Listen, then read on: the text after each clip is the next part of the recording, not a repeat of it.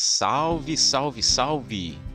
Vamos para mais um episódio de Enem no Telhado, a sua preparação para o Enem.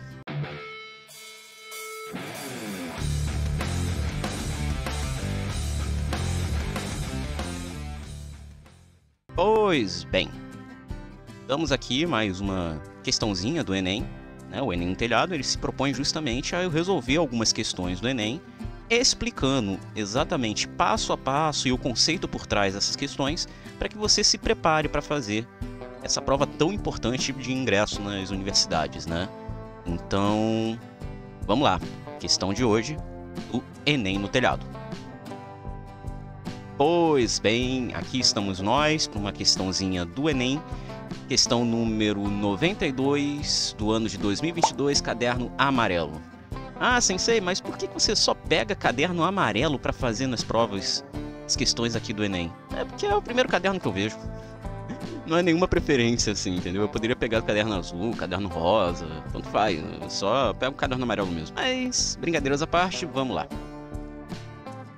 A questão diz o seguinte. Em um autódromo, os carros podem derrapar em uma curva e bater na parede de proteção. Para diminuir o impacto de uma batida, pode-se colocar na parede uma barreira de pneus. Isso faz com que a colisão seja mais demorada. Olha só, uma informação bem interessante.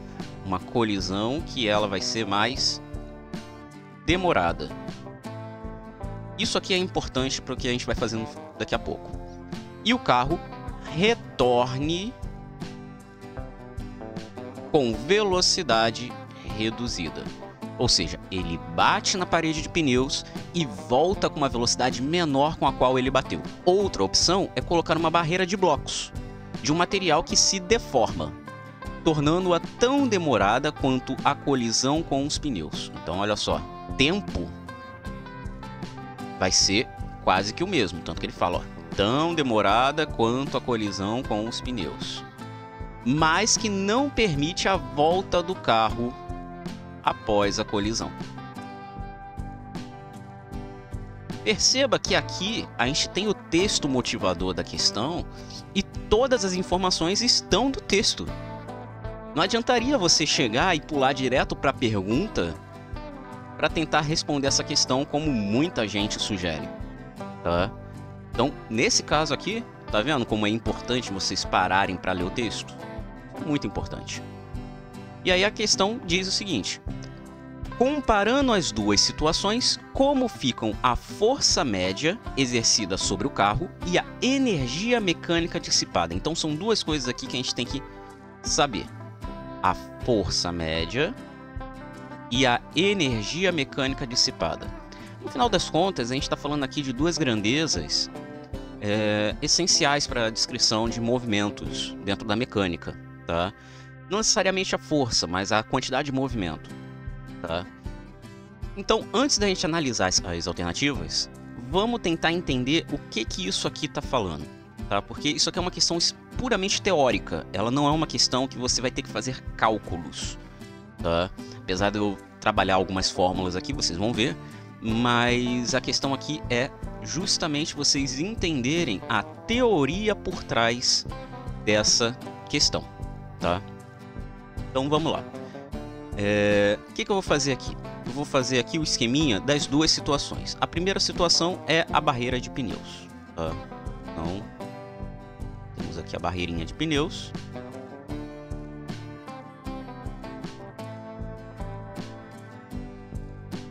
Considerem um desenho feio. E a gente tem o carro batendo na barreira de pneus. Eu não vou desenhar o carro. Considere que o carro é uma esfera.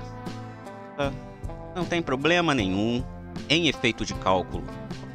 Para efeito de cálculo, isso aqui não vai causar nenhum tipo de problemática, tá? Pelo menos para esse cálculo que nós estamos fazendo.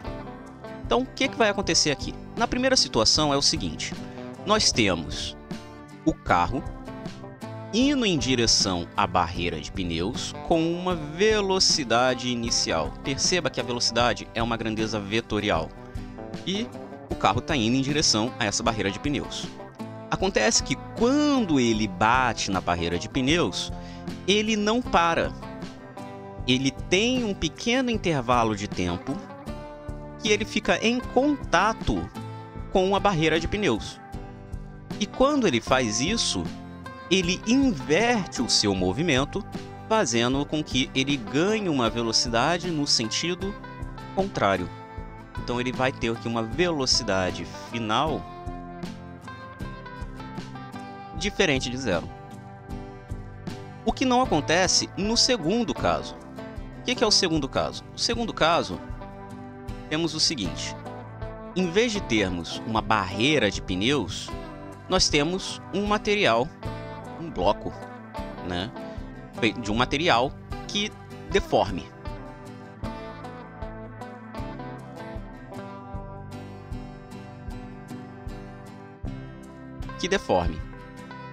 E aí o que acontece? O carro, quando se direciona para esse bloco, ele vai ter as mesmas condições iniciais, ou seja, vai ter aqui uma velocidade inicial em direção ao bloco. Só que quando ele encosta no bloco, o bloco ele vai absorver este impacto de tal forma a velocidade final desse bloco ser zero. Ou seja, não existe uma inversão no movimento, não existe uma velocidade final diferente de zero. Então a velocidade final aqui é nula. Ok, Sensei, mas o que isso é importante? Você só descreveu aí a situação. Exato. E isso vai ser importante. Por quê? Porque como ele está perguntando qual é a força média, a gente vai precisar dessas configurações para tentar determinar a força. E como que nós fazemos isso? Usando o teorema do impulso-momento.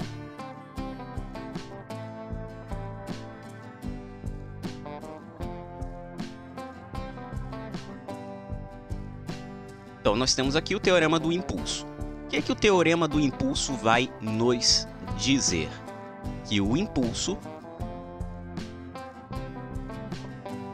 dado pela letra I, vai ser igual à variação da quantidade de movimento. Tá, Sensei, mas o que é a quantidade de movimento? Bom, você lembra que eu falei que a gente está falando aqui, nessa questão, a gente trata das duas grandezas fundamentais para a gente trabalhar qualquer questão dentro de mecânica? Pois é, a quantidade de movimento é essa grandeza. A segunda grandeza seria a energia, que a gente vai falar daqui a pouco. Então, a gente tem aqui uma questão em que você relaciona o impulso e a quantidade de movimento. Mas o que é o impulso? O impulso nada mais é do que a quantidade de força que você utiliza em um determinado contato devido à quantidade de tempo que você leva nesse contato. Como assim? Por exemplo, se você vai dar um pulo, você, em geral, vai ter uma realização de força muito maior se você ficar mais tempo exercendo essa força no chão. Ou seja, você vai ter um impulso maior para cima quanto mais tempo você ficar em contato com o chão. Enquanto que se você ficar em contato com o chão pouco tempo, esse impulso vai ser menor. Então, o impulso nada mais é do que a força vezes o tempo. Isso faz todo sentido aqui nessa relação da variação da quantidade de movimento. Por quê? Por quê? Olha só. Quem é a variação da quantidade de movimento? A variação da quantidade de movimento nada mais é do que a quantidade de movimento final menos a quantidade de movimento inicial. Que final menos que inicial? Ou momento final menos momento inicial. E o impulso nada mais é do que a força exercida por um tempo, por um intervalo de tempo. Ok? Isso é muito bom, muito legal. Inclusive, a gente vai falar sobre a parte vetorial daqui a pouquinho. No momento estamos falando apenas na parte modular, tá? Vocês vão ver que isso aqui tudo vai mudar a partir do momento que a gente considerar os vetores. Tá? E aí é o seguinte, quem é o momento? Como é que a gente determina o momento de algo? O momento nada mais é do que a quantidade de massa de um determinado corpo relacionado à sua velocidade de ação, tá? Ou seja, como que esse corpo está se movimentando, a velocidade com a qual ele está se movendo, ou seja, a sua alteração da sua posição no espaço vai determinar a sua quantidade de movimento. Então, o que nós temos aqui é o seguinte, que força vezes intervalo de tempo é igual a massa vezes a velocidade final menos a massa vezes a velocidade inicial. E aí aqui que está o pulo do gato. Como a massa se repete nos dois casos aqui, a gente pode botar ela em evidência. A gente botando a massa em evidência, a gente vai ficar aqui apenas com uma velocidade final menos velocidade inicial. Que seria o quê? A variação da velocidade. Então, a força vai ser igual... Eu já vou passar esse ΔT para o outro lado, ele está multiplicando e vai passar dividindo. Vai ser igual a massa vezes velocidade final menos velocidade inicial dividido pelo intervalo de tempo. Velocidade final menos velocidade inicial, como eu falei antes, é variação da velocidade. Então, o que nós temos aqui é que a força vai ser a massa do objeto multiplicado pela variação da velocidade dividido pelo intervalo de tempo. Ok. Beleza, bonito. A gente acabou de descrever a força relacionada a partir do teorema do impulso-momento. Ótimo, maravilhoso. Inclusive, se a gente pega aqui velocidade dividido por tempo, a gente tem aceleração, então a gente tem realmente força igual a massa vezes aceleração. Legal. Mas o que isso tem a ver com o problema? Tudo. Primeiro de tudo, vamos falar aqui sobre a parte vetorial. Tudo isso aqui são grandezas vetoriais, tá? A força é uma grandeza vetorial. A gente sabe disso, ou seja, a gente pode representar a força a partir de um vetor. A massa não é uma grandeza vetorial, o tempo também não, ou seja, você não consegue descrever massa e tempo a partir de vetores, mas a velocidade é uma grandeza vetorial. Ou seja, a força tem relação direta, né, com a velocidade, ou seja, a dependência da força vai estar na variação da velocidade. E é aqui que está a grande questão. Vamos analisar a questão dos dois casos. O primeiro caso é o caso do pneu. O carro ele vai estar com uma velocidade inicial, ele bate no pneu, e aí o que vai acontecer? Ele inverte seu movimento e ganha uma velocidade final inferior à velocidade inicial. Ou seja, a gente tem aqui uma variação de velocidade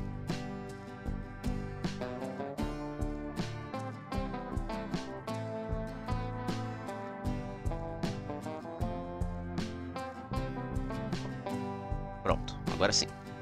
Então o que nós temos aqui? A gente tem exatamente aqui uma soma vetorial. Ou seja, a gente vai ter um vetor resultante de velocidade grande. Agora, se a gente compara com esse caso aqui, perceba que a velocidade final é nula. Ou seja, a variação de velocidade no segundo caso nada mais é do que a própria velocidade inicial. Negativa, né? A gente tá trabalhando aqui com negativos também, então não tem problema. E aí o que vai acontecer aqui? O que vai acontecer aqui é exatamente isso. Perceba que aqui a gente tem um termo extra aparecendo, né? Que é a velocidade final. Então a variação de velocidade no caso do pneu é maior do que a variação de velocidade no caso do bloco. Isso, na prática, quer dizer que quanto maior a variação da velocidade, maior é a força, considerando que os dois casos têm a mesma massa e o tempo de impacto é o mesmo. Ele fala isso, né? É tão demorada quanto a colisão com os pneus. Então, a gente vai ter aqui justamente que a força no caso dos pneus, a força média no caso dos pneus vai ser maior do que a força média no caso do bloco. Então a gente já vai excluir essas alternativas, né, em que dizem que a força do bloco vai ser maior. Então olha só, a força é maior na colisão da barreira de pneus? Correto. A força é maior na colisão da barreira de blocos? Errado. A força é maior na colisão com a barreira de blocos? Errado. A força é maior na colisão na barreira de pneus? Certo. A força é maior na colisão na barreira de blocos? Errado. Ok, então no final a gente só tem duas alternativas, A ou D. E agora a gente vai justamente para a segunda parte da questão, que é perguntando sobre a energia mecânica dissipada. Ou seja, é a energia que é perdida a partir do impacto. Então, como que a gente vai ver essa energia? Bom, é o seguinte, o que é a energia? A energia mecânica. A energia mecânica nada mais é do que a soma de todas as energias do sistema. Ou seja, energia potencial e energia cinética. Nesse caso aqui, a gente não fala de energia potencial, então a única coisa que a gente vai ter vai ser a energia cinética. E energia cinética nada mais é do que massa vezes velocidade ao quadrado dividido por 2. Ou seja, como a velocidade está ao quadrado aqui, então um valor negativo não vai influenciar em nada. Mesmo que a variação de velocidade aqui seja negativa, não tem problema, tá? Porque qualquer número negativo elevado a expoente par vai dar um número positivo. E aí, a gente tem aqui exatamente isso, que a energia cinética vai ser a massa vezes a velocidade ao quadrado dividido por 2.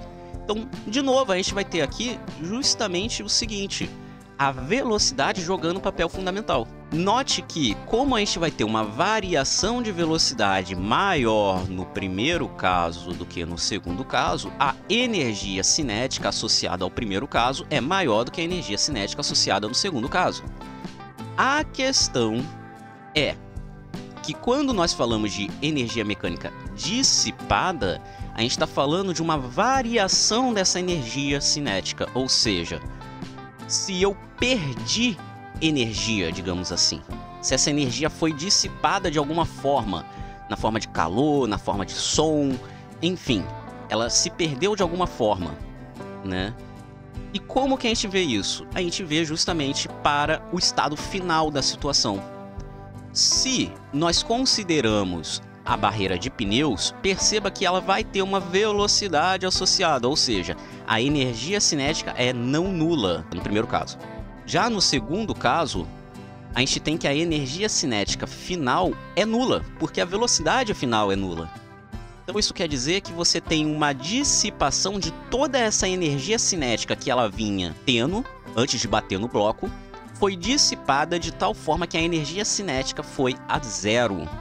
Ou seja, analisando os casos, nós temos aqui o seguinte, que a energia cinética no primeiro caso, ela é menor, a energia cinética dissipada, ela é menor do que a energia cinética dissipada no segundo caso. Então, vamos ver aqui. Letra A. A energia dissipada é maior na colisão com a barreira de blocos. Perfeito, é exatamente isso. E a letra D. A energia dissipada é maior na colisão da barreira de pneus. E não é. A gente já viu isso. Então, a resposta certa, letra A. E é isso. Essa foi a questão de hoje, questão número 92 do ano de 2022. Ó a cacofonia aí, né? Do Enem, prova amarela. Bom, se você gostou, não se esqueça de deixar o like, compartilha com aquele seu amigo que também está se preparando para o Enem. Comenta aí se você já sabia fazer essa questão. E é isso. Tamo junto e em té.